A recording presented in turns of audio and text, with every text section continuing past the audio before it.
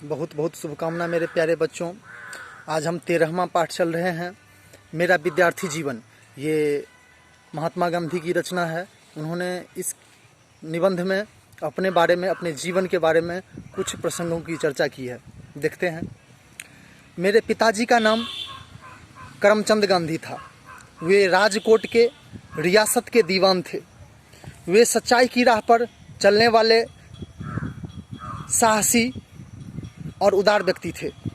मेरी माताजी का नाम पुतलीबाई था। उनका स्वभाव बहुत अच्छा था। वे नहा धोकर पूजा पाठ किए बिना कभी भोजन नहीं करती थीं। मेरा जन्म 2 अक्टूबर 1869 को पोरबंदर गुजरात में हुआ था। वहाँ से पिताजी राजकोट गए।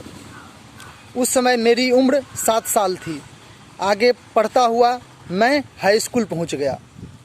बचपन में मैंने सत्यवादी हरिश्चंद्र नाटक देखा। मेरी इच्छा उसे बार बार देखने की होती थी। रात को हरिश्चंद्र सपने में आते थे। मन ही मन यही सोचता रहता था कि सभी लोग हरिश्चंद्र की तरह सत्यवादी क्यों नहीं बनते। यही बात मेरे मन में बैठ गई कि चाहे हरिश्चंद्र की भांति दुख क्यों न उठाना पड़े, पर सत्य को कभी नहीं छोड़ूंगा। प्रारंभ से ही मैं अपने आचरण की ओर विशेष ध्यान देता था। यदि किसी तरह की भूल हो जाती थी तो आंखों में आंसू आ जाते थे। मुझे याद नहीं पड़ता कि मैंने किसी शिक्षक या लड़के से झूठ बोला हो। अपने से बड़ों और शिक्षकों को अप्रसन्न होना मुझे सहन नहीं होता था।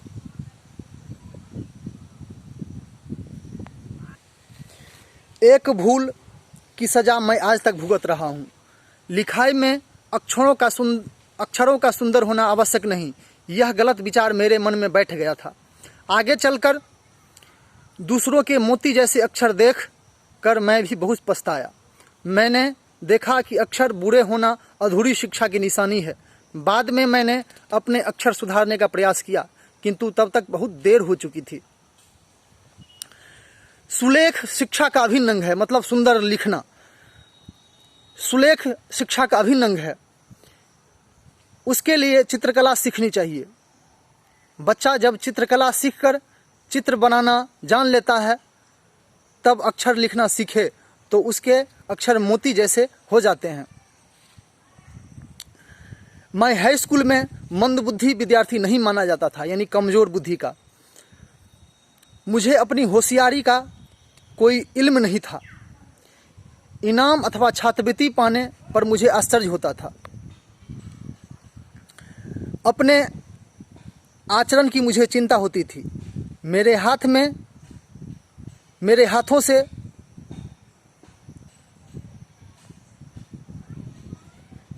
में ऐसा काम हो जिसे शिक्षक गलत जानकर मुझे दंड दे दे, ऐसा मेरे लिए असहनीय था।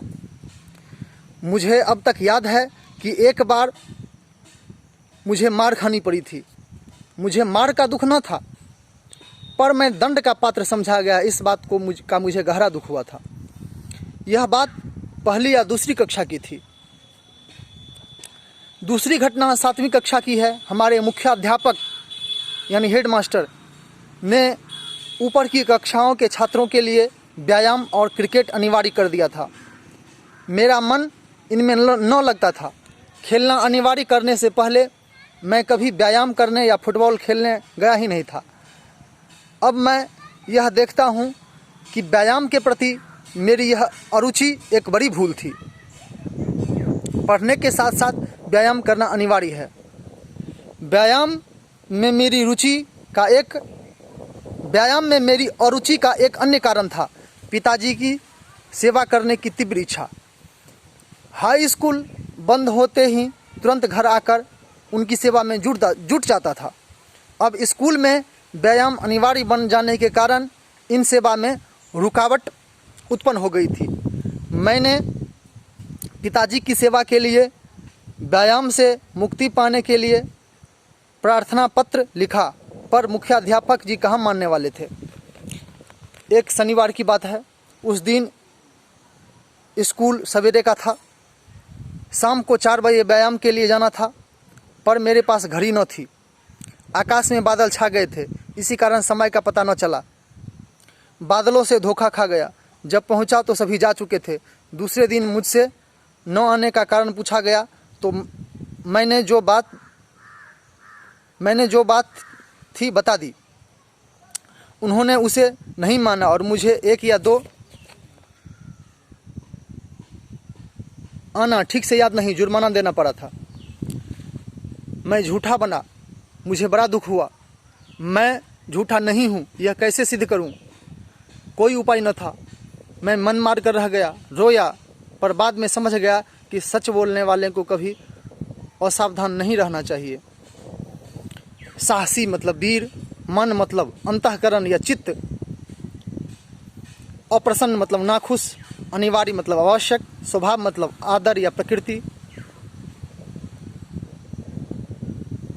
आदत या प्रकृति, भूल मतलब गलती या त्रुटि, गर्व मतलब घमंड या अहंकार, रुकावट मतलब बाधा, इच्छा मतलब कामना या आकांक्षा, आचरण मतलब व्यवहार, शिक्षक मतलब अध्यापक या गुरु, उत्पन्न मतलब पैदा।